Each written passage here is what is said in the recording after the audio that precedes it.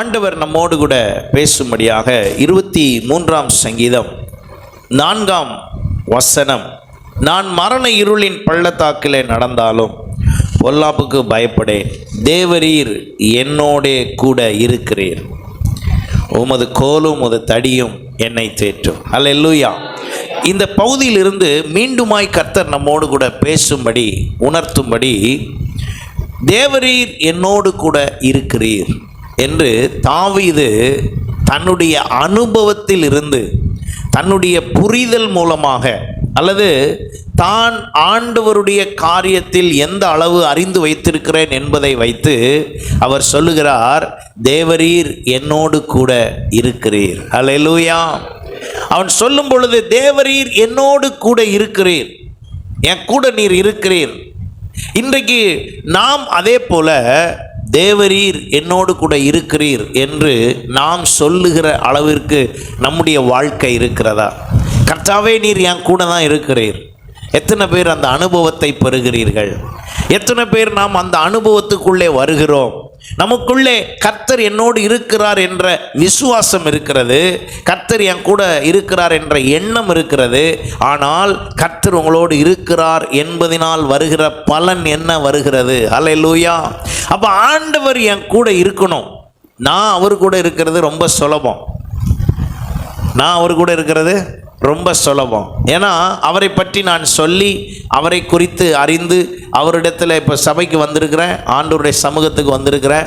அப்போ என்னுடைய எண்ணம் என்னவென்றால், நான் யார் கூட இருக்கேன்? ஆண்டவரோடு இருக்கிறேன். நீங்கள் ஆண்டவரோடு இருக்கிறது இல்லை, அவர் உங்கள் கூட இருக்கணும். ஆமென். நான் ஆண்டவரோடு இருக்கிறது என்பதுக்கும் அவர் ஏன் கூட இருக்கிறாருங்கிறதுக்கும் ரொம்ப வித்தியாசம். எத்தனை பேருக்கு அந்த வித்தியாசம் புரியுது? நான் அவர் கூட இருக்கிறேன் அப்படிங்கிறது, அங்கே அவர் இருந்தாரா இல்லையா, பேசினாரா பேசலையா, நடந்துச்சா நடக்கலையா, கிடைச்சிதா கிடைக்கலையா, இதெல்லாம் எதுவுமே தேவையில்லை. நான் ஞாயிற்றுக்கிழமை ஆனால் போயிடுவேங்க, சர்ச்சுக்கு அவரை சந்திப்பேன், அவர்கிட்ட போய் அவர் சமூகத்துக்கு போய் உட்காருவேன், அவர் சமூகத்தில் வந்து அவரை தேடுவேன், பாட்டு பாடுற நேரம் நல்லா பாடுவேன், எல்லாம் நல்லா செய்வேன், உற்சாகமாக காணிக்க கொடுப்பேன், தசமாக கொடுப்பேன், பாஸ்டர் என்னெல்லாம் சொல்கிறாங்களோ எல்லாத்தையும் செய்வேன். அதனால் நான் யார் கூட இருக்கேன்? ஆண்டவர் கூட இருக்கேன். ஓகே, எஸ், ஆண்டவர் கூட இருக்கீங்கன்னு உங்களுடைய ஃபீலிங் சொல்லுது. இப்போ நான் அதுக்கு வரல. நீங்கள் செல்லும் இடமெல்லாம், ஆமென், நீங்கள் கைட்டு செய்யும் எல்லா காரியத்திலேயும் கர்த்தர் உங்களோட கூடவே இருந்து உங்களை வழி நடத்துகிறாரா? உங்கள் கூடவே ஆண்டவர் இருக்கிறாரா? தாவீது சொல்லுகிறார் அவருடைய அனுபவத்தில், நான் மரண இருளின் பள்ளத்தாக்கில் நடந்தாலும் பொல்லாப்புக்கு என்ன செய்ய மாட்டேன்? பயப்பட மாட்டேன். எதை குறித்து நான் பயப்பட மாட்டேன். ஏன் பயப்பட மாட்டேன்னா, தேவரீர் என்னோட கூட இருக்கிறீர். அல்லேலூயா. இந்த அனுபவத்துக்குள்ள நம்ம எல்லாரும் வரணும். நம்ம எல்லாரும் வரணும். நம்ம எல்லாருடைய இருதயத்திலும் எண்ணங்கள் எல்லாம் விசுவாசம் இருக்கிறது. கர்த்தர் என் கூட இருக்கிறார்னு விசுவாசம் இருக்கிறது. ஆனால் அந்த விசுவாசம் என்னவாகி மாற வேண்டும் என்றால், அது புரிதலோடு, அது ஒரு உணர்வாக, அல்லது அது என் நடைமுறையிலே நடக்கிற விஷயமாய் இருக்க வேண்டும். தேவரீர் என்னோடு கூட இருக்கிறீர். ஹல்லேலூயா. அப்போ ஆண்டவர் என் கூட இருக்கிறாருங்கிறத நான் எப்படியெல்லாம் வெளிப்படுத்த முடியும், எப்படியெல்லாம் சொல்ல முடியும், அதை எப்படியெல்லாம் புரிய முடியும்? அப்போ ஆண்டவர் என் கூட இருந்துட்டா என்ன நடக்கும் என்பதை நான் வேத வசனங்களின் மூலமாக தெளிவாக புரிந்து கொள்ள வேண்டும். அப்போ ஆண்டவர் என் கூட இருக்கணும். யோசேப்பு அவர் அங்கே ஒரு இடத்துக்கு விற்கப்பட்டார். விற்கப்பட்ட இடத்துல இவர் அங்கே போய் சொல்லலை ஆண்டவர் என் கூட இருக்கிறாருன்னு. ஆனால் அங்கே இருக்கிறவங்க, அங்கே இருக்கிறவர் பார்க்கும் பொழுது கர்த்தர் கூட இருக்கிறது தெரிந்தது. ஹல்லேலூயா. இன்றைக்கு நீங்களும் நானும் இருக்கிற இடத்துல, போகிற இடத்துல, வேலை பார்க்குற இடத்துல, நம்முடைய பிஸ்னஸ் ஸ்பாட்டில் கர்த்தர் இருக்க வேண்டும். ஆமென். அவருக்கு முன்னுரிமை, அவருக்கு முதலிடம், அவர் அங்கே இருக்கணும். யாராவது நம்மளுக்கு எதிராய் வந்தால் கூட அவங்க யாரை பார்க்கணும்னா நம்மளை பார்க்கக்கூடாது. யாரை பார்க்கணும்? கர்த்தரை பார்க்கணும். அல்லேலூயா. அங்கே கர்த்தர் இருப்பதை அவர்கள் கண்டு பயப்பட வேண்டும். இப்போ இங்கே வந்தால் இங்கே யார் இருக்கிறத பார்க்கணும்? கர்த்தர் இருக்கிறத பார்க்கணும். நான் ஆண்டவர்கிட்ட ஜெபிக்கிறதெல்லாம் அப்படி தான். ஆண்டவரே, ஒவ்வொரு வாரமும் புது புது அனுபவமாய், எங்களுக்கு கடந்த வாரத்தில் உள்ள அனுபவத்தை போல அல்ல, இன்னும் அதிகமாய் உங்கள் எவ்வளவு அதிகமாய் எங்களுக்கு உம்மை வெளிப்படுத்த முடியுமோ வெளிப்படுத்துங்க ஆண்டவரேன்னு ஒவ்வொரு முறையும் ஜெபிப்பேன். என்ன கேட்டிங்கன்னா, பாஸ்டர் உங்களுடைய அனுபவத்தில் இது போதுமா, இந்த நிலைமை ஆவிக்குரிய நிலைமைனா நான் சொல்கிறேன் போதாது. ஏன் போதாதுன்னா, எல்லையே எனக்கு எதுனே தெரியாது. எத்தனை பேர் நான் சொல்கிறது புரியுது? ஆண்டவருடைய பிரசன்னத்தின் எல்லை தெரியாது, அபிஷேகத்தின் நிறைவின் அளவு தெரியாது. அப்போ என்ன செய்யணும்? அதிகமாய் கொண்டே இருக்க வேண்டும், பெருகி கொண்டே இருக்க வேண்டும், முன்னேறி கொண்டே இருக்க வேண்டும். இந்த உலகத்தில் சில காரியங்கள் எது எல்லை என்று நமக்கு தெரியும். இந்திய தேசத்தின் எல்லை எங்கே இருக்குது, நம்ம தமிழ்நாட்டின் எல்லை எங்கே இருக்குன்னா, நேராக தனுஷ்கோடி போனீங்கன்னா என்ன செஞ்சிடும் தெரிஞ்சிடும், ஒரு ஓரம் தெரியுது. இந்தியாவினுடைய எல்லை எங்கேன்னு போட்டிங்கன்னா, நேராக கன்னியாகுமரி போனீங்கன்னா அங்கே தெரியும்.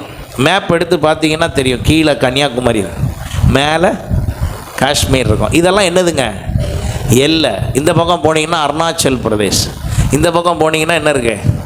பாம்பேவா, குஜராத், கோவா, டையூ டாமன், இந்த மாதிரி. ஸோ இப்போ 4 எல்லையும் நமக்கு தெரியுது. உங்கள் ஆவிக்குரிய ஜீவியத்தின் எல்லை யாருக்காவது தெரியுமா? தெரியாது. அப்போ என்ன செய்யணும்? எல்லை தெரியாது, அதுக்கு மொத்தமாக அவரே என் கூட இருந்துட்டாருன்னா எல்லாம் சரியாக போயிடும். ஹல்லேலூயா. அவர் என்னோடு கூட இருந்து அவர் எனக்காக யாவையும் செய்து முடிப்பார். அப்போ தாவீது தன் அனுபவத்தில் அவர் ஒரு ஆடு மேய்க்கிறவராக இருந்தபடியினால் அவர் அந்த அனுபவத்தை சொல்லி வருகிறார். கர்த்தர் யார் தெரியுமா? அவர் ஒரு மேய்ப்பன் மாதிரி. அவர் என்னை இப்படியெல்லாம் செய்தார், அமர்ந்த தண்ணீர் லண்டையில் என்னை கொண்டு போய் விட்டார். எல்லா அனுபவத்தையும் சொல்லிட்டு அவர் சொல்லி கொண்டு வரும்போதே சொல்லுகிறார், எனக்கு சத்துருக்கள் எத்தனை வந்தாலும் நான் எதை குறித்து என்ன செய்ய மாட்டேன்? பயப்பட மாட்டேன். எங்கே நம்முடைய வாழ்க்கையில் தேவன் இடைப்பட விரும்புகிறார் என்று சொன்னால், எங்கே நாம் பயம் இல்லாமல் நிற்கிறோமோ அங்கே தான்.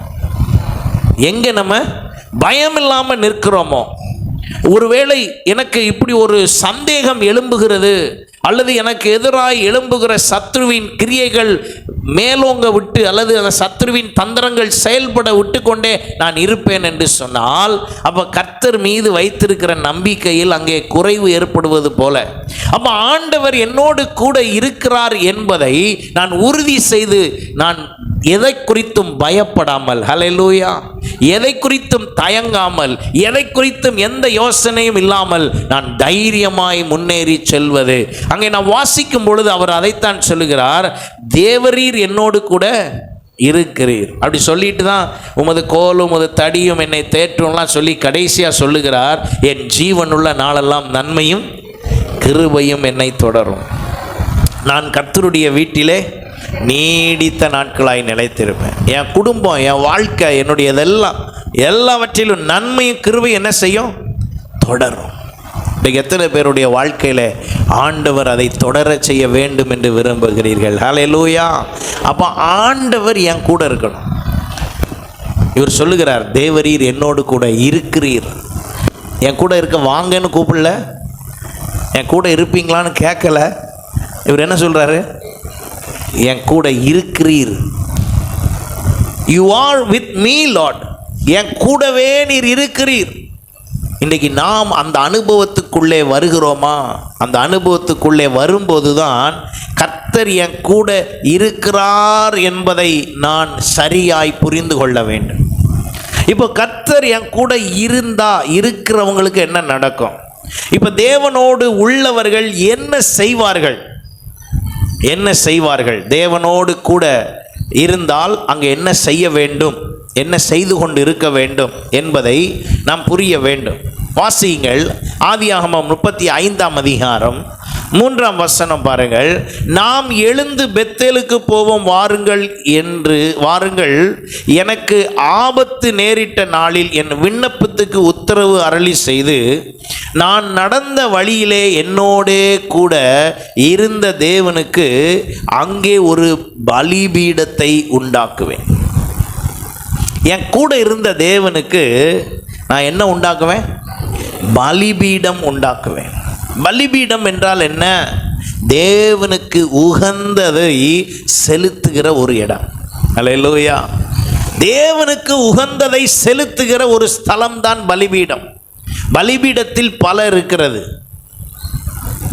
ஆலயத்திலே பலிபீடம் இருக்கிறது. இந்த பலிபீடம் இருக்கிறது இங்கே.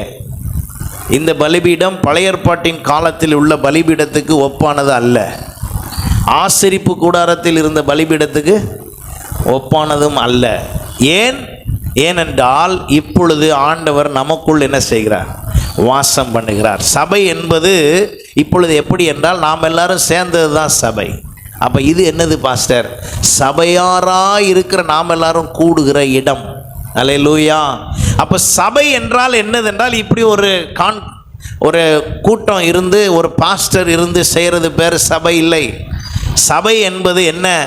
ஒவ்வொருவரும் சபை. அல்லேலூயா. நீங்கள் ஒவ்வொருவரும் யாரு? சபை. அப்போ உங்களிடத்திலே ஒரு பலிபீடம் இருக்க வேண்டும். அப்போ நான் என் வீட்டில் போய் இன்னைக்கு ஒரு பலிபீடம் செஞ்சிடவா? இல்லை, அது அல்ல அர்த்தம். எனக்குள்ளே ஒரு பலிபீடம் இருக்க வேண்டும். கர்த்தர் என் கூட இருக்கிறார், இருக்க வேண்டும். அவர் இருப்பார் என்றால் அங்கே என்ன இருக்க வேண்டும்? பலிபீடம் இருக்க வேண்டும். தாவீது அந்த அனுபவத்தை தான் சொல்றாரு.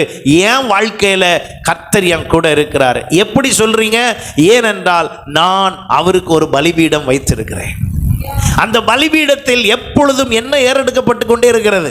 துதி ஏறெடுக்கப்பட்டு கொண்டே இருக்கிறது. தாவீது எப்பொழுதும் கர்த்தரை என்ன செய்கிறவனா இருந்தார்? துதிக்கிறவனா இருந்தான். அவன் துதித்து கொண்டே இருந்தபடியால் அவனுடைய இருதயத்தின் முழு நிறைவும் கர்த்தரை துதித்து கொண்டே இருந்தது.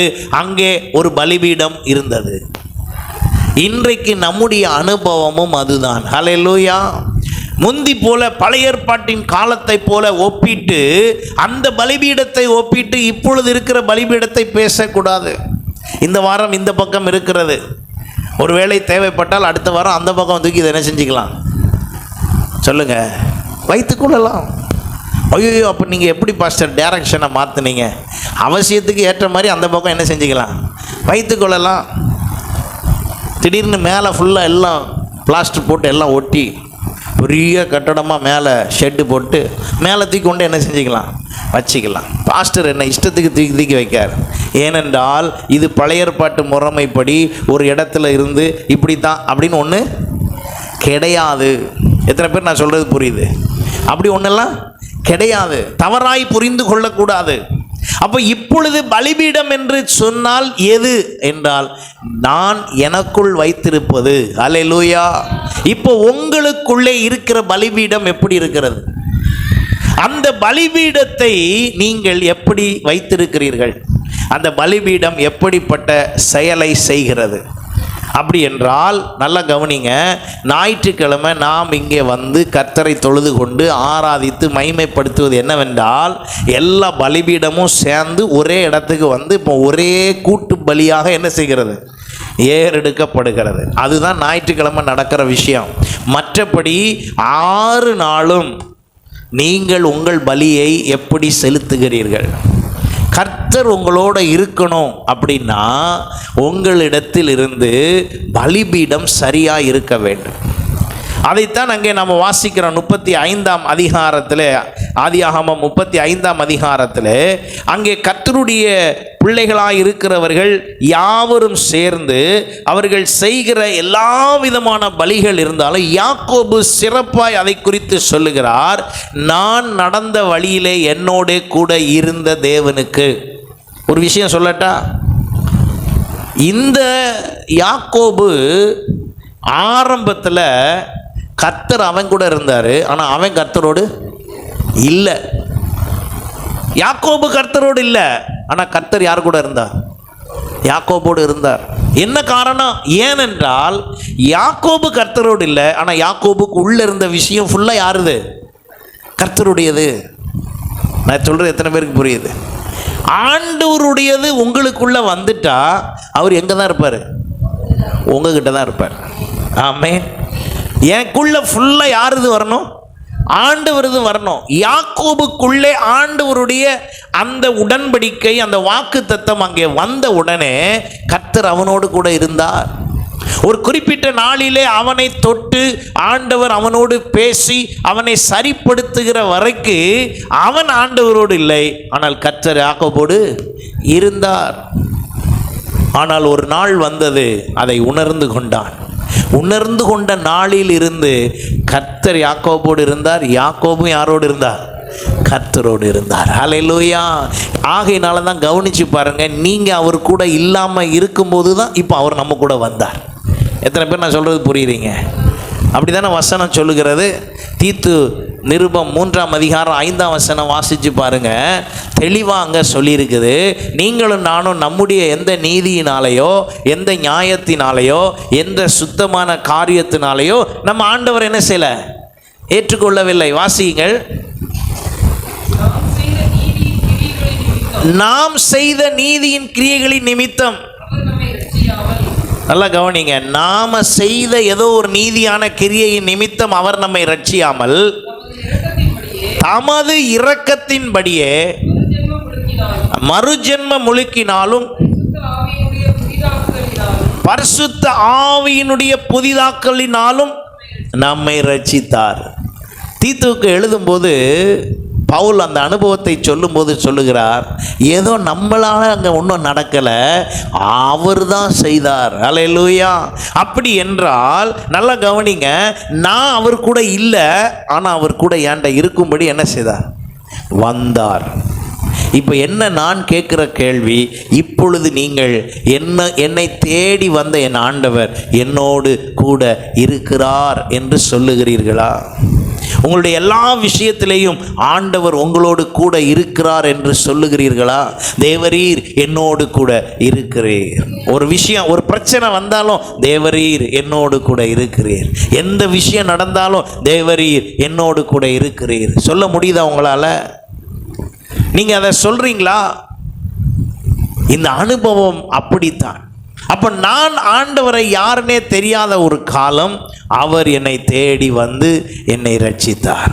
முதல் நாள் உங்களை ரட்சித்த அன்றைக்கு அவர் உங்களோடு இருக்கும்படி வந்தார். அன்றைக்கு நீங்களும் நானும் யார் கூட இல்லை? சத்தமா சொல்லுங்க, அவர் கூட இல்லை. ஆனா ரட்சிக்கப்பட்டு 20 வருஷம் ஆயும் அவர் கூட இல்லைன்னா யார் தப்பு? ரட்சிக்கப்பட்டு 20 வருஷம் ஆயும் அவர் கூட நான் இல்லை, ரட்சிக்கப்பட்டு எத்தனை வருஷம் ஆனாலும் நான் அவர் கூட ஆகவே இல்லை அப்படின்னா, அப்போ அவர் என் கூட இருக்கிறதுல என்ன யூஸ்? அவர் பார்ப்பாரு, உன் கூட இருந்து ஒரு பிரயோஜனம் இல்லை. நான் உன் கூட வந்தது உண்மைதான், நீ என் கூட இல்லாதப்ப. ஆனால் நான் உன் கூட வந்து சேர்ந்ததே எதுக்குன்னா நீ என் கூட இருக்கணும்னு தான். ஆண்டவர் உங்களை என்னை ரட்சித்ததே எதுக்கு தான்? அவர் கூட இருக்கிறதுக்கு. இப்போ தேவன் நம்மோடு கூட இருப்பார்னா அதுக்கு சில அடையாளங்களை கர்த்தர் வைத்திருக்கிறார், சில காரியங்களை கர்த்தர் நமக்கு தர விரும்புகிறார். அப்போ என் கூட ஆண்டவர் இருக்கிறாரு, அப்போ நான் என்ன செய்வேன்? அவருக்கு ஒரு பலிபீடம் கட்டுவேன். இப்போ உங்கள் இருதயத்தில் இந்த பலிபீடம் எப்படி இருக்கிறது? உங்களுக்குள்ளே ஒரு பலிபீடம் இருக்கிறதா?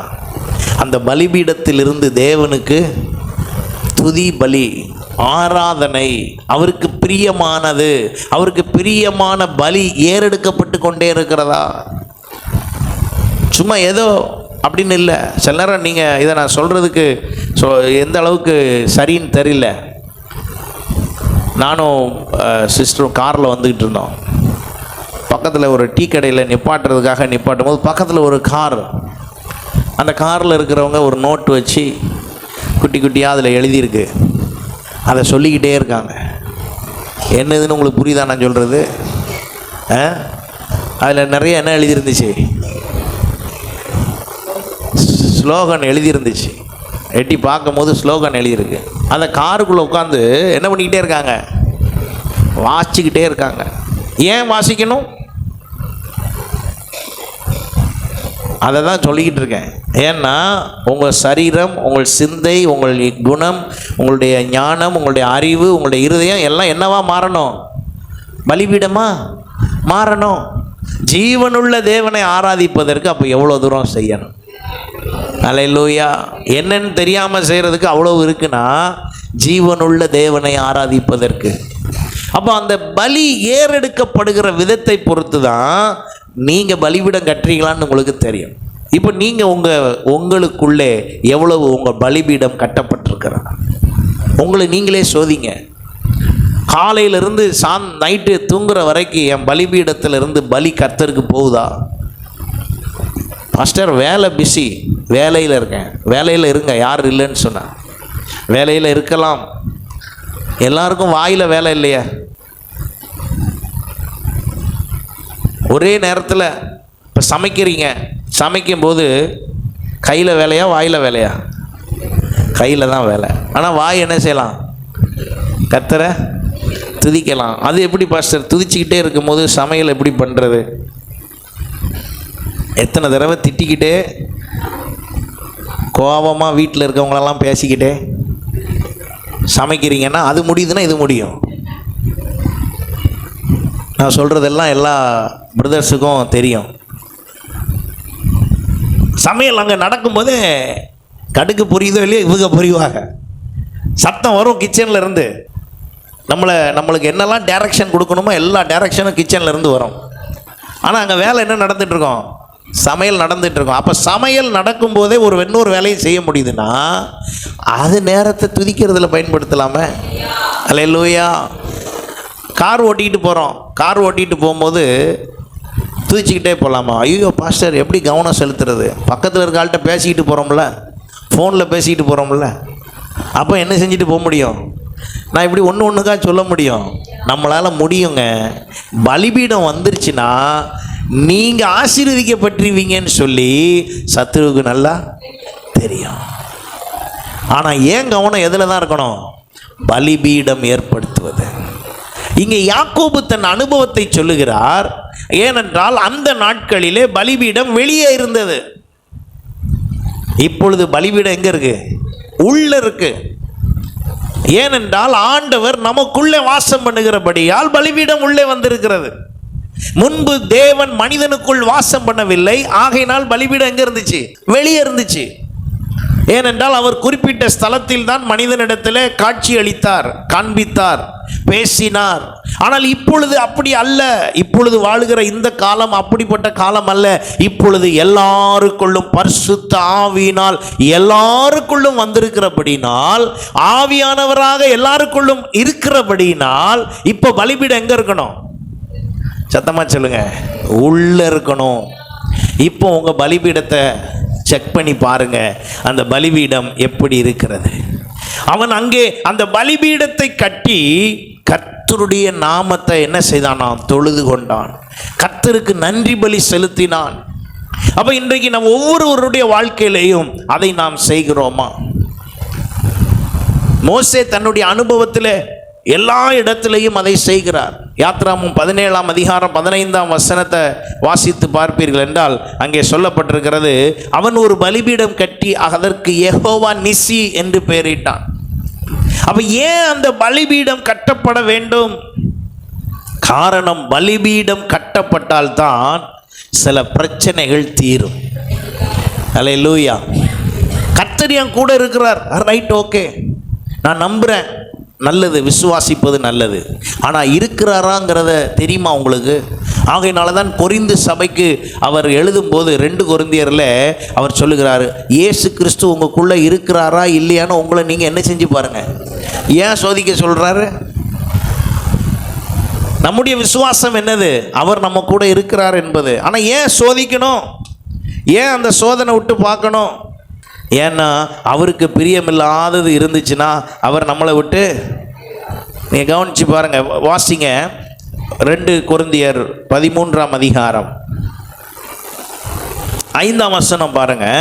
நீங்கள் விசுவாசம் உள்ளவர்களோ என்று உங்களை நீங்களே, இல்லை பாஸ்டர் நான் விசுவாசி தான், அது எனக்கு தெரியும், சபைக்கு ரெகுலராக வர்றதுனால நானும் சொல்லுவேன், நீங்களும் யார் தான்? விசுவாசி தான். இப்போ இந்த அட்டண்டன்ஸில் இல்லை மேட்ரு, வந்து போகிறதுல இல்லை விஷயம். நீங்கள் உங்களுக்குள்ளே பண்ணி செயல்படுத்த வேண்டியதை வச்சு தான் இப்போ விஷயமே. என்னைய கர்த்தர் ஆசீர்வதிக்கணும். யார் மாதிரி ஆசீர்வதிக்கணும்? ஒரு கேள்வியை கேட்டால் அந்த உலகத்திலே யார் பெரிய பணக்காரனோ அவங்கள சொல்லுவோம். அவனை மாதிரி என்னை ஆசீர்வதிக்கணும். அவர் தரமாட்டேன்னு சொல்லலை, ஆனால் அதுக்கு என்ன செய்யணுமோ அதை என்ன செய்யணும்? செய்யணும். உலக மனுஷனுடைய பாதை வேறு, கர்த்தருடைய பிள்ளைகளுடைய பாதை வேறு. ஹல்லேலூயா. உலக மனுஷன் ஒரு விஷயத்தை கஷ்டப்பட்டு செய்கிற விஷயத்தை நீங்கள் ஆண்டவர் மேலே பிரியமா இருந்தால் அவர் லகுவாக அதை செய்ய தருவார். அதுதான் வித்தியாசம்.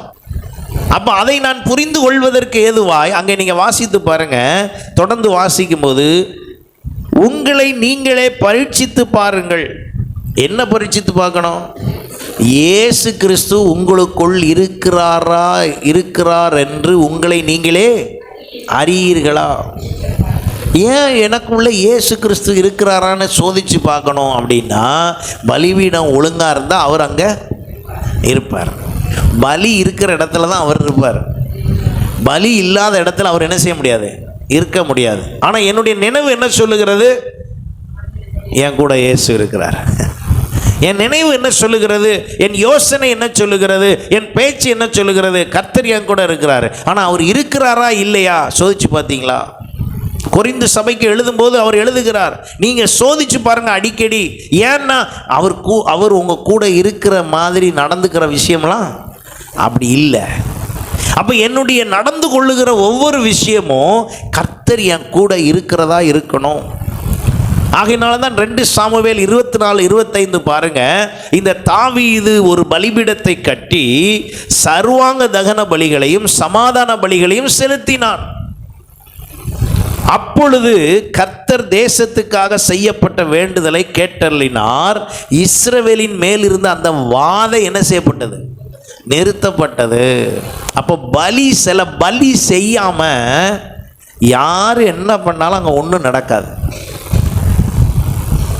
உங்களுடைய பலி ஒழுங்கா இல்லாமல் நான் உங்களுக்கு ஜெபம் பண்ணாலும் பிரயோஜனம் இல்லை. உங்கள் பலியை பொறுத்து தான் உங்கள் பிரச்சனை தீர்றது. ஆமென், அல்லேலூயா. ஏனென்றால் இப்பொழுது யாரோ ஒருவர் மூலமாய் கிறிஸ்து அல்ல, அவர் உங்களுக்குள் வாசம் பண்ணுகிறார். யாரோ ஒருவர் மூலமாய் ஆண்டவர் பேசுகிறது அல்ல, அது அவர் பரிசுத்த ஆவியானவரை தந்தருள்வதற்கு முன்பு இருந்த பேட்டர்ன். ஒருத்தர் மூலமாக தான் பேசுவார், ஒருத்தர் மூலமாக தான் உதவி செய்வார். ஒருவருக்கு ஒரு செய்தி சொல்லணும்னா கூட ஒரு ஆளை அனுப்பி தான் என்ன செய்வார், சொல்லுவார். இப்போ அப்படி கிடையாது. இப்போ உங்களுக்குள்ளே அவர் வாசம் பண்ணுகிறார், அவர் உங்களோட பேசுவார். சபைக்குள்ள இருக்கிற அவ்வளவு பேர் கூடயும் யார் பேசுவா? கர்த்தர் பேசுவார். அப்போ பாஸ்டர் உங்க கூட என் கூடயும் பேசுவார், உங்க கூடயும் பேசுவார். ஆமென். இங்கே நான் பெருமையாக என்னோடு மட்டும் கர்த்தர் பேசுவார், என்கிட்ட தான் நிறையா பேசுவார், அப்படியெல்லாம் ஒன்றும் கிடையாது. நான் உங்களுக்கு ஏன் இதை இப்படி சொல்லுகிறேன் என்றால், நீங்களும் கர்த்தர் பேசுகிறதை கேட்க வேண்டும். அப்போ நான் என்ன செய்வேன், நீங்கள் உங்களுக்கு சொன்னதை திரும்ப நான் வந்து சொல்லுவேன். நேற்று கர்த்தர் உங்களுக்கு உணர்த்தினாரே, போன மாதம் கர்த்தர் உங்களுக்கு உணர்த்திருப்பார்ல, ஒரு விஷயத்தை பற்றி கர்த்தர் உங்கள்கிட்ட பேசினார்ல, நம்மள்கிட்ட பேசினது பாஸ்டருக்கு எப்படி தெரியும்? அதுதான் அவர். ஏன்னா உங்கள்கிட்ட சொன்ன விஷயத்தை நீங்கள் கண்டுக்காதனால திரும்ப என்கிட்ட சொல்லி, நீ போய் கொஞ்சம் என்ன பண்ணு, கொஞ்சம் சொல்லி ஏதாவது எக்ஸ்ட்ரா சொல்லி கதையாக சொன்னாலும் சரி, நீ எப்படி சொல்வியோ சொல்லி என்ன பண்ணு, புரிய வைன்னு சொல்லி எங்ககிட்ட உணர்த்துவார். அப்போ நாங்கள் வந்து உங்கள்கிட்ட பேசுகிறோம். பாஸ்டர் ஒரு 10 நாளைக்கு முன்னால் என் மனசில் இது தோணுச்சு, நீங்கள் வந்து பேசுகிறீங்க பாருங்கள். நானாக வரல, உங்கள்கிட்ட பேசினார், நீங்கள் என்ன செய்யலை, அதை பற்றி கண்டுக்கல. இப்போ அவருக்கு முக்கியம் உங்கள்கிட்ட பேசின மேட்ரு, அதனால திரும்ப என்கிட்ட உணர்த்தி என்னைய பேச வைக்கிறாரு. ஆனால் உங்கள்கிட்ட பேசுனது எனக்கு தெரியாது. நீங்கள் இப்போ சொல்லும்போது தான் எனக்கு என்ன ஃபீலிங் வருதுன்னா, ஆண்டவரே அவங்கள்ட்ட பேசுனதையே என்கிட்ட திரும்ப என்ன பண்ணியிருக்கீங்க, நினைப்பூட்டியிருக்கீங்க. அப்போ நான் என்ன ஃபீல் பண்ணிக்கிறேன்னா, என் கூட இருக்கிறீர். எத்தனை பேர் நான் சொல்கிறது புரியுது? இப்போ நானும் என்னையை நான் செக் பண்ணிவிட்டு என் கூட யார் இருக்கிறத புரிய வேண்டியிருக்கு. கர்த்தர் என் கூட இருக்கிறாரா? அப்போ ஊழியக்காரர்னு கர்த்தர் இருக்கிறது இல்லை, விசுவாசின்னு கர்த்தர் இல்லாமல் இருக்கிறதும் இல்லை. யாருடைய பலி சரியாக இருக்குதோ அங்கே கர்த்தர் இருப்பார். அல்லேலூயா. அப்போ சில காரியங்களுக்கு பலி ஒழுங்காக செலுத்தப்பட்டாதான் அங்கே இருக்கிற பிரச்சனை என்ன செய்யும், தீரும். தாவீது அதை அறிந்த பொழுது அவர் என்ன செய்கிறாரா, அவருடைய ராஜ்யபால காலத்தில் அவர் அந்த பலியை செலுத்தினார். செலுத்தின மாத்திரத்தில் இஸ்ரவேலின் மேல் இருந்த வாதை என்ன செய்யப்பட்டதா, நிறுத்தப்பட்டது. அப்போ முதலாவது கர்த்தர் உங்கள் கூட இருக்கிறாருன்னா நீங்கள் எப்படி இருப்பீங்க? பலி செலுத்துகிறவர்களாக இருப்பீங்க. அவர் உங்கள் கூட இருக்கிறாருங்கிறதுக்கு அர்த்தம் அதுதான். ஏன்னா அவர் கூட இருந்தாருன்னா சும்மா இருக்க மாட்டார். சில பேர் கூட இருந்தால் சும்மா இருக்க மாட்டாங்க. நம்ம எல்லாருடைய அனுபவமும் அப்படி தான். சில பேர் கூட இருந்தால் சும்மாவே இருக்க மாட்டாங்க. என்ன செய்வாங்க? பேசிக்கிட்டு இருப்பாங்க, ஏதாவது ஒன்று சொல்லிகிட்டு இருப்பாங்க, ஏதாவது செஞ்சிகிட்டு இருப்பாங்க, அமைதியாக இருக்க மாட்டாங்க. அது மாதிரி கர்த்தர் நம்ம கூட இருந்தாருன்னா அவரும் எப்படி இருக்க மாட்டார்? சும்மா இருக்க மாட்டார். நமக்குள்ளே நமக்காக சகலவற்றையும் செய்து கொண்டே இருப்பார். ஹல்லேலூயா. இரண்டாவதாக மத்தேயு சுவிசேஷம் 26ஆம் அதிகாரம் 38ஆம் வசனம் பாருங்க. அவர் சொல்லுகிற காரியம், நான் உங்கள் கூட இருக்கிறேன். அவர் சொல்லுகிறார், இயேசு சொல்லுகிறார், என் ஆத்துமா மரணத்துக்கு எதுவான துக்கம் கொண்டு இருக்கிறது. நீங்கள் இங்கே தங்கி என்னோட கூட என்ன செய்யுங்கள்? விழித்திருங்கள். என்னோட கூட, என் கூட விழித்திருங்கள். இப்போ ஆண்டவர் கூட உள்ள இருக்கிறார், என் கூட இருக்கிறார்னா அவர் என்கிட்ட எதை எதிர்பார்க்கிறாரு? விழித்திருக்கும்படி. சில நேரத்தில் நாம் அப்படி செய்கிறோமா? நிறைய நேரம் நாம் விழித்திருக்கவில்லை. விழித்திருப்பது என்றால் என்ன? எதை சொல்லுகிறார்? அங்கே சொல்லுகிறார், 1 மணி நேரமாவது எனக்காக விழிச்சிருக்க மாட்டீங்களா? என் கூட விழிச்சிருங்களேன். அப்போ ஆண்டவர் என் கூட இருந்தார்னா அவர் எனக்கு இன்ஸ்ட்ரக்ஷன் கொடுக்குறாரு, சொல்கிறாரு, என் கூட நீ விழிச்சிரு. அப்போ நீங்களும் நானும் ஆண்டவர் உங்களோடு கூட இருக்கிறார் என்று நீங்கள் சொல்வீர்கள் என்றால், தேவரீர் என்னோடு கூட இருக்கிறீர் என்று சொல்லுகிறவர்கள் இரண்டாவதாக எப்படி இருப்பார்கள்? முதல்ல பலிபீடம் கட்டுவார்கள். இரண்டாவது எப்படி இருப்பார்கள்? விழித்திருப்பார்கள். விழித்திருப்பது என்றால் எதை குறிக்கிறது? ஜெபத்தை குறிக்கிறது. அங்கே அவர் விழித்திருக்கிறது என்று எதை சொல்லுகிறார்? 40ஆம் வசனம் பாருங்க. பின்பு அவர் சீஷர்களிடத்தில் வந்து அவர்கள் நித்திரை பண்ணுகிறதை கண்டு அவர்களை பார்த்து சொல்லுகிறார், பேதுருவை நோக்கி, நீங்கள் 1 மணி நேரமாவது என்னோட கூட விழித்திருக்க கூடாதா? என்னோடு கூட விழித்திருக்க கூடாதா? 41ஆம் வசனம் பாருங்க. நீங்கள் சோதனைக்குட்படாதபடி விழித்திருந்து ஜெபம் பண்ணுங்கள். ஆவி உற்சாகம் உள்ளது, மாம்சமோ. எதுக்கு விழிச்சிருக்க சொல்றாரு? புரியுதா உங்களுக்கு? இப்போ நம்ம என்ன நினைச்சிட்டு இருக்கோம்? எல்லாம் மேலே இருக்கவர் பார்த்துக்குவார், எல்லாம் ஆண்டவர் பார்த்துக்குவார், எல்லாம் ஆண்டவர் பார்த்துக்குவார். நீங்கள் எங்கே பார்ப்பீங்க? நான் எதையோ பார்த்துட்டு போகிறேன். எல்லாம் யார் பார்த்துக்குவா? ஆண்டவர் பார்த்துக்குவார். எல்லாம் ஆண்டவர் பார்த்துக்குவார். இல்லைங்க, அவர் சொல்கிறாரு, விழிச்சிருங்க. அப்போ தேவரீர் என்னோடு கூட இருக்கிறீர்னு சொல்லணும்னா அதற்கான ஆக்ஷன் பிளான் என்ன? ஒவ்வொரு விஷயத்துக்கும் சில செயல்பாடுகளை வச்சு கண்டுபிடிச்சிடலாம். இப்போ சில நேரம் என்னை பார்த்த உடனே, பாஸ்டர் முந்தி மாதிரி இல்லை, கொஞ்சம் டல்லாக இருக்கீங்க. எப்படி சொன்னீங்க? ஏன்னா என்னுடைய சில செயல்பாடுகள் வேகமாக இல்லைன்னொடனே உங்களுக்கு தெரியுது. இல்லை பாஸ்டர், முந்தி மாதிரி நீங்கள் வேகமாக இல்லை. என் நண்பர் ஒருத்தர் சொன்னார், இன்னும் என் ஃபோனில் பேசும்போதே உன் சத்தமே சரியில்லையே. ஏன்? ஏன்னா எப்போதும் பேசுகிற சத்தத்துக்கும் இப்போ பேசுகிற சத்தத்துக்கும் வித்தியாசம் இருக்குது. ஆனால் நான் சரியாக தான் பேசுகிறேன். ஆனால் அவருடைய எதிரில் இருக்கிறவருக்கு என் சத்தம், முந்தி இருந்த சத்தம், அவருக்கு அதை இதையும் கம்பேர் பண்ணி பார்க்கும்போது வித்தியாசத்தை சொல்கிறாரு. அப்போ எது நடந்தாலும் அதில் வெளியே ஆக்ஷனில் என்ன செய்யும்? தெரியும். இப்போ ஆண்டவர் அதே போல தான். நீங்கள் அவர் உங்கள் கூட இருக்கிறாருன்னு தெரியணும்னா அவர் என்ன சொல்கிறாரு? 1 மணி நேரமாவது விழித்திருக்க முடியுமா? விழித்திருக்கிற அனுபவம் இருக்கிறதா? 1 மணி நேரம் விழித்திருப்பது என்பது எதை குறிக்கிறது என்று நான் ஏன் அதை சொல்லுகிறேன் அழுத்தி என்றால், இயேசு அங்கே சீஷர்களிடத்தில் அதைத்தான் சொன்னார். 1 மணி நேரம் என் கூட விழிச்சிருங்க. என் கூட இருக்கிற என் ஆண்டவர் விழித்திருக்கும்படி சொல்லுகிறார். ஆனால் சரீரம் என்ன சொல்லுது? சரீரம் எப்படிப்பட்டது? பலவீனம் உள்ளது. அப்போ என் பலி சரியாக எடுக்கப்படுற இடத்துல விழிப்பு கரெக்டாக வந்துடும். பலி இல்லாத இடத்துல என்ன வராது? விழிப்பு வராது. அதுக்கு எது தான் முக்கியமாக இருக்கும்? பலவீனம் தான் முக்கியமாக இருக்கும். மாம்சமோ பலவீனம் உள்ளது. இங்கே யாராவது எனக்கு ஒரு பலவீனம் இல்லை அப்படி சொல்ல மாட்டோம். இப்போ சில பேருக்கு இப்படி உட்கார்ந்துட்டு இருக்கிறதே பலவீனமாக இருக்கும். முடியாது, உட்கார முடியாதா இருக்கும் சில பேருக்கு. ஆனால் நம்ம கம்பேர் பண்ணி பார்க்கணும். கர்த்தர் காரியத்துக்கு இப்படி உட்கார முடியல அப்படின்னா, என் சொந்த காரியத்துக்கு உட்கார்ந்தே எங்கெல்லாமோ இருக்கணும்னு அங்கெல்லாம் இருக்கேன் தானே, அப்போ அதை விட இது முக்கியமான காரியம் அப்படின்னு நம்ம முடிவுக்கு வர்றோமான்னு ஆண்டவர் கவனிக்கிறார். அல்லேலூயா. அப்போ நான் விழித்திருக்கிற காரியம் வேறு ஏதோ ஒரு காரியத்துக்காக நான் விழித்திருந்து காத்திருந்து ட்ரெயினுக்கு போகணும், ஃப்ளைட்டுக்கு போகணுன்னா என்ன செஞ்சாகணும்? காத்திருக்க வேண்டும், விழித்திருக்க வேண்டும். அதற்கெல்லாம் நான் இருக்க முடிகிறதே என்றால் கர்த்தர் அதைத்தான் கம்பேர் பண்ணுவார், இப்படி ஒப்பிட்டு பார்ப்பார். மற்ற காரியத்துக்கெல்லாம் கரெக்டாக விழிச்சு இருந்திருக்கீங்க, எனக்காக ஜெபம் பண்ணால் முடியுமா? அல்லேலூயா. ஆமாம். இப்போ வெள்ளிக்கிழமை 6:30 மணிக்கு ஆரம்பிக்கிற பெண்கள் ஜெபம், எல்லோரும் வந்துட்டிங்கன்னா நைட்டு ஒரு 12 மணி வரைக்கும் ஜெபம் பண்ணலாம். எத்தனை பேர் வர்றீங்க? அல்லேலூயா. என்ன செய்யலாம்? விழிச்சிருக்கலாம். வர்றீங்களா? இல்லை பாஸ்டர், மறுநாள் நான் எங்கே போகணும்? சனிக்கிழமை காலையில் எங்கே போகணும்? வேலை. அப்படி தான் சொல்ல வருது பாருங்கள். இப்படி தான் நமக்கு எண்ணம் வருது. மறுநாள் காலையில் எனக்கு, அதாவது அப்படி நீங்கள் விழிச்சிருந்தீங்கன்னா மற்றதெல்லாம் அவர் பார்த்துக்குவார். அல்லேலூயா. மறுநாள் காலையில் எத்தனை மணிக்கு எந்திரிக்கணுமோ அதுக்கு முந்தின நாள்லாம் இருந்த சோர்வை விட அன்றைக்கு ஒரு சோர்வு இல்லாமல் ரொம்ப நேரம் தூங்கின மாதிரி ஒரு ஃபீலிங்கில் எழும்ப கர்த்தர் உதவி செய்வார். அது அனுபவிச்சா தானே தெரியும்.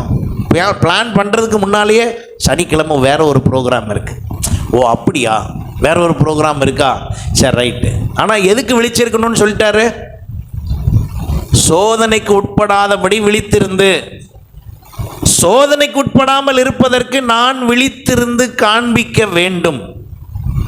இல்லை என்றால் சோதனை வரும். சோதனை தான் ஜெயிக்குமே ஒழிய நான் அதில் என்ன செய்ய மாட்டேன், ஜெயிக்க மாட்டேன். அப்போ கர்த்தர் என் கூட இருக்கிறார், தேவரீர் என்னோடு கூட இருக்கிறீர், சொல்றதெல்லாம் சரி.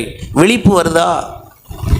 அப்போ பலி சரியா இருக்க வேண்டி இருக்குது, விழித்திருக்க வேண்டியது இருக்குது. நான் நிறைய சொல்லி கொண்டே போகலாம். அப்ப நான் விழித்திருக்கிற அந்த காரியம் எதற்கு? நான் விழிச்சிருக்கிறேன் எதுக்கு? இந்த உலகத்தில் எத்தனை விழிச்சிருந்தாலும் இந்த இடையில திடீர்னு லலிதா ஜுவல்லரியில் திருட்டு போச்சு. முன்னால் எல்லா வாட்ச்மேனும் இருக்காங்க, பின்னால் ஓட்டையை போட்டு என்ன பண்ணிட்டு போயிட்டான், எடுத்துகிட்டு போயிட்டான். ஏன்? விழிச்சு ஆள் இருந்துச்சுல. அப்போது விழித்திருக்கிறது, பல விழிப்புகள் உலகத்தில் இருக்குது. ஆனால் கர்த்தர் நம்மிடத்தில் எதிர்பார்க்கிற அந்த விழிப்பு என்ன? ஏன் அதை சொல்லுகிறேன் என்றால் 127 சங்கீதம் 1ஆம் வசனம் சொல்லுகிறது, கர்த்தர் வீட்டை கட்டாராகில் அதை காக்கருடைய பிரயாசம் விருதா, கர்த்தர் நகரத்தை காவாராகில் காவலாளர் விழித்திருக்கிறது.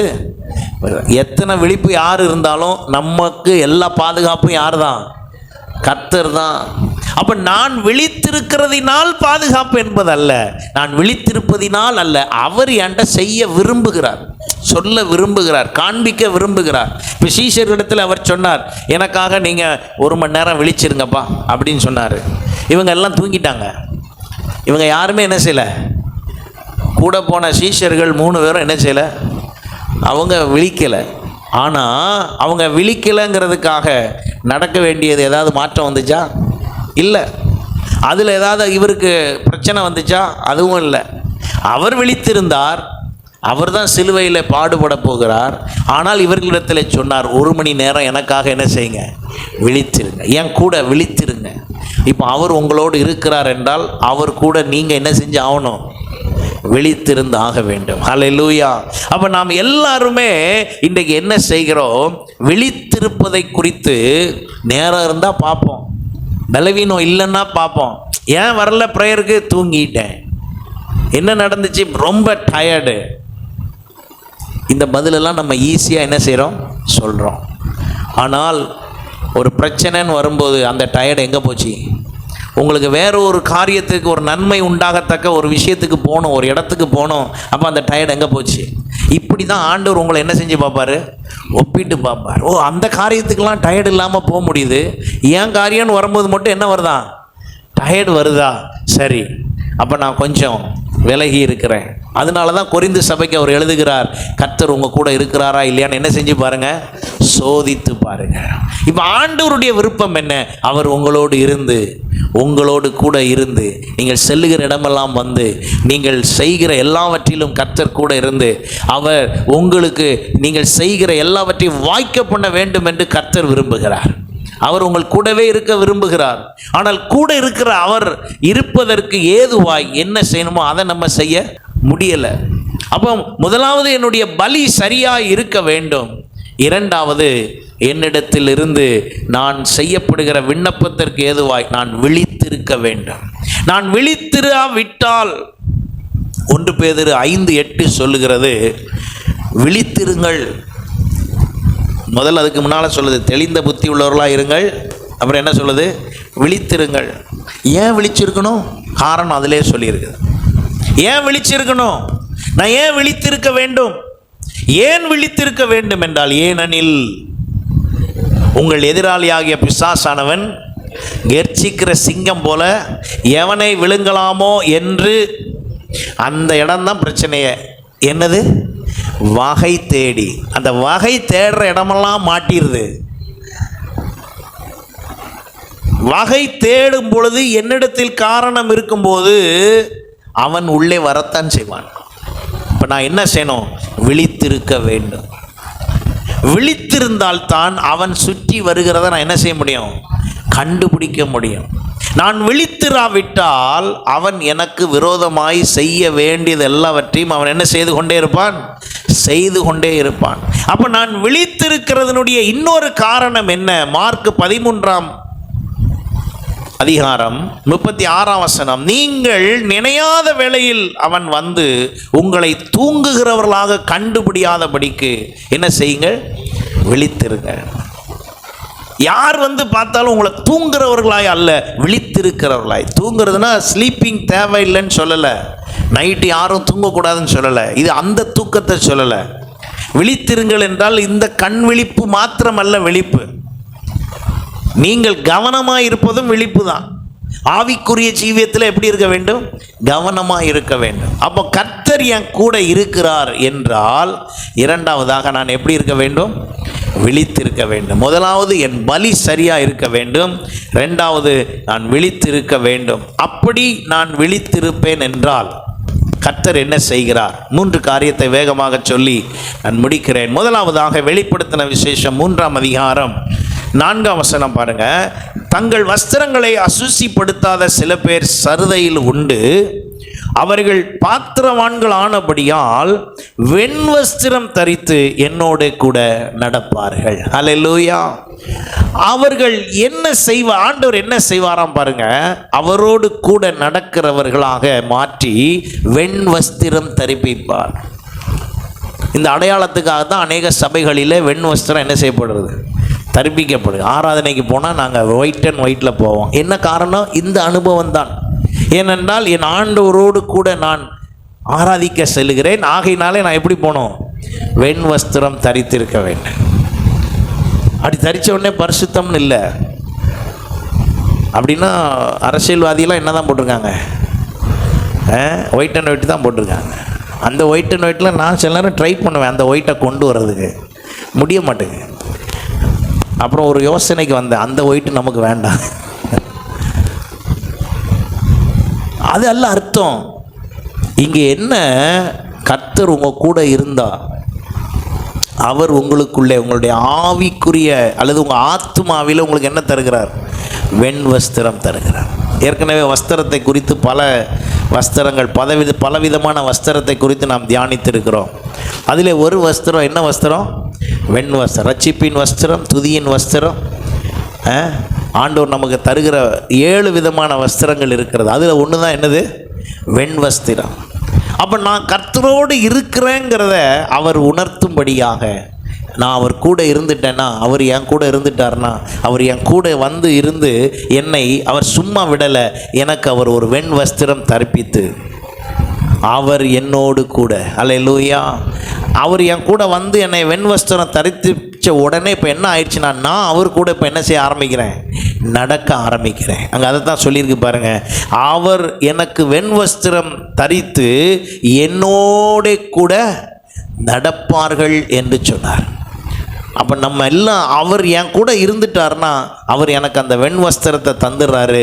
தந்த உடனே நான் அவர் கூட நடக்க ஆரம்பிக்கிறேன். நம்முடைய அனுபவம் அதுதான். அல்லேலூயா. தாவீது அதைத்தான் சொல்லுகிறார், தேவரீர் என்னோட கூட இருக்கிறீர். அப்போ எனக்கு ஆண்டவர் அதை தருவதற்கு அந்த வஸ்திரத்தை, ஆண்டவர் வெண் வஸ்திரத்தை எனக்கு தந்து என்னை வழி நடத்துகிறார். இரண்டாவதாக நான் வேகமாக செல்லுகிறேன். வெளிப்படுத்தல் 3ஆம் அதிகாரம் 21ஆம் வசனம் பாருங்க. நான் ஜெயம் கொண்டு என் பிதாவினுடைய சிங்காசனத்தில் அவரோடு கூட உட்கார்ந்தது போல ஜெயங்கொள்ளுகிறவன் எவனோ அவனுக்கு என்னுடைய சிங்காசனத்தில் என்னோட உட்காரும்படி அருள் செய்வேன். யாருடைய வாழ்க்கையிலெல்லாம் ஆண்டவர் கூடவே இருக்கிறாரோ அவங்க எங்கேயும் இருப்பாங்களா? சிங்காசனத்தின் வலது பார்சத்தில் உட்காருவார்கள். ஹல்லேலூயா. அந்த அனுபவத்தை எப்படி கொண்டு வராரு பாருங்க. நான் வெண் வஸ்திரம் தரிப்பித்து என் கூட நடக்க வைப்பேன், அப்புறம் என் பக்கத்தில் அவங்கள என்ன செய்ய வைப்பேன், உட்கார வைப்பேன். அப்போ ஆண்டவர் என் கூட இருந்தால் தான் இதெல்லாம் நடக்கும். ஆண்டவர் என் கூட இருந்தால் தான் இதெல்லாம் நடக்கும். அப்போ ஆண்டவர் என் கூட இருப்பதற்கு நான் செய்ய வேண்டிய பலிபீடம் கட்டுதல், ஆண்டவர் என்னோடு கூட இருக்கிறதற்கு நான் விழித்திருக்க வேண்டிய அந்த அனுபவங்களை நான் செய்யும்போது அவர் என்னோடு கூடவே இருக்கிறார். அவர் என் கூட இருந்தார் என்றால் எனக்கு அவர் வெண் வஸ்திரம் தரிப்பிக்கிறார். இரண்டாவதாக அவர் செய்கிற காரியம் என்ன? பிதாவின் வலது பார்சத்தில் என்னை உட்காரும்படி செய்கிறார். ஹல்லேலூயா. நான் அவரோடு கூட உட்கார்ந்திருக்கிற அந்த அனுபவத்தை கர்த்தர் எனக்கு தருகிறார். மூன்றாவதாக வெளிப்படுத்தல் 22ஆம் அதிகாரம் 12ஆம் வசனம் பாருங்கள். அவர் சொல்லுகிறார், இதோ சீக்கிரமாய் வருகிறேன், அவனுடைய கிரியைகளின்படி அவனுக்கு நான் அளிக்கும் பலன் என்னோட கூட வருகிறது. அவர் தேவரீர் என்னோடு கூட இருக்கிறீர் என்று சொல்லுகிற தாவீதினுடைய அந்த அனுபவத்தின்படியே பலன் நமக்கு வருகிறது. ஆண்டவர் என் கூட இருந்தால் எல்லா பலனில் 2 இருக்கிறது. ஒன்று எனக்கு வரவேண்டிய நன்மை, இன்னொன்று நான் பெறப்போகிற காரியம். அதாவது இம்மைக்குரியது மறுமைக்குரியது, 2ம் எனக்கு உண்டாகிறது. ஹல்லேலூயா. கர்த்தர் என்னோடு இருந்தால் இந்த மாம்ச வாழ்வில் இருக்கும் பொழுது இந்த பூமிக்குரியது எல்லா பலனும் கிடைக்கிறது. ஆத்துமாவிலே அவர் என்னோடு கூட இருக்கிறபடினால் பரலோகத்திலே உள்ள மிகுந்த பலனும் எனக்கு உண்டாயிருக்கிறது. அதைத்தான் அங்கே வசனம் தெளிவாய் சொல்லுகிறது, அவனுடைய கிரியைகளின்படி அவனுக்கு நான் அளிக்கும் பலன் என் கூட இருக்கிறது. அப்போ அவர் அளிக்கிற பலனில் நான் பலிபீடம் சரியாய் கட்டியிருக்க வேண்டும், சரியாய் விழித்திருக்க வேண்டும். இந்த 2 அனுபவத்தையும் உடையவர்களோடு தான் கர்த்தர் இருப்பார். தாவீதுக்கு அந்த அனுபவம் இருந்தது. தாவீது அந்த அனுபவத்துக்குள்ளே சரியாய் இருந்தார். தாவீது அந்த அனுபவம் முழுமையாய் இருந்தார். அவர் எப்பொழுதும் பலிபீடத்தின் பலி செலுத்துதலிலே கவனமாய் இருந்தார். அவர் இருதயத்தினால் உதடுகளினால் செலுத்துகிற பலியிலையும் கவனமாயிருந்தார், வெளிப்பிரகாரமாக செலுத்துகிற பலியிலையும் கவனமாயிருந்தார். ஹல்லேலூயா. அன்றைக்கு ஆண்டவர் யாருக்குள்ளும் வாசம் பண்ணவில்லை, இப்பொழுது நமக்குள்ளே இருப்பது போல. அப்படி இல்லாதிருந்தும் தாவீது தன் உள்ளத்தின் ஆழத்திலிருந்து முழு இருதயத்தோடு, முழு சிந்தையோடு, முழுமையான ஒரு எண்ணத்தோடு கூட அவன் கர்த்தரை ஹல்லேலூயா துதித்து மகிமைப்படுத்தினான். ஹல்லேலூயா. வெளிப்புறமாக பலிபீடம் எங்கெல்லாம் கட்ட வேண்டுமோ கட்டி அந்த பலிகளை சரியாய் செலுத்தினான்.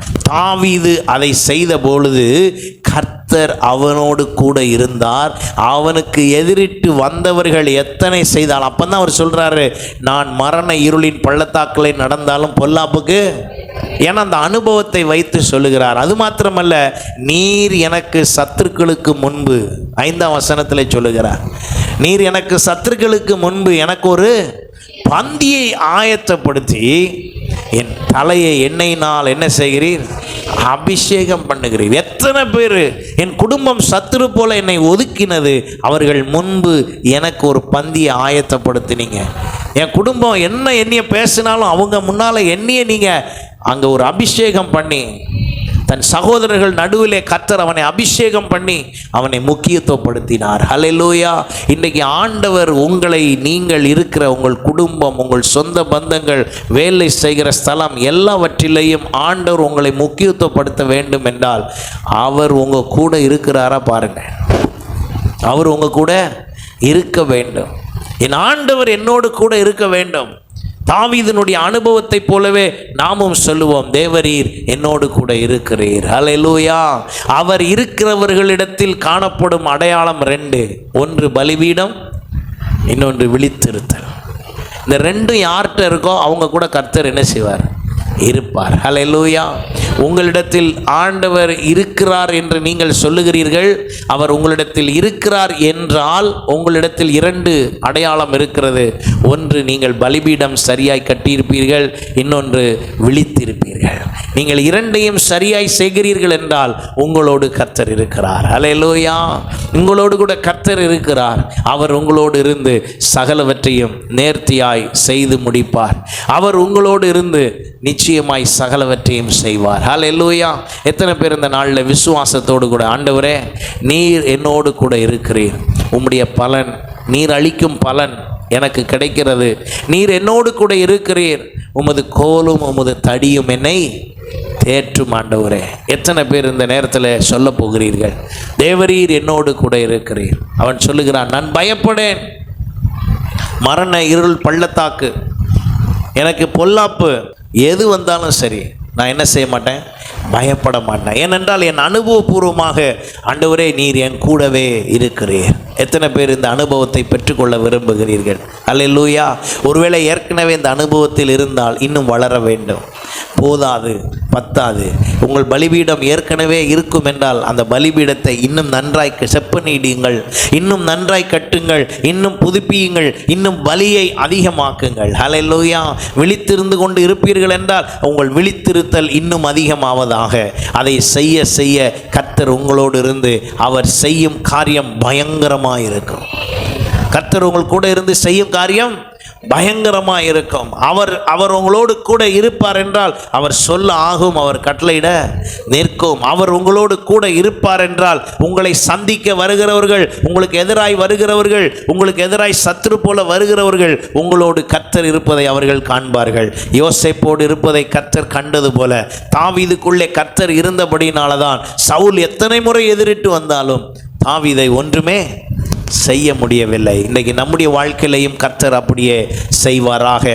உங்களோடு கூட இருந்து தேவரீர் என்னோடு கூட இருக்கிறீர் என்று சொல்லுகிற அனுபவத்துக்குள்ளே நாம் எல்லாரும் வருவோம்.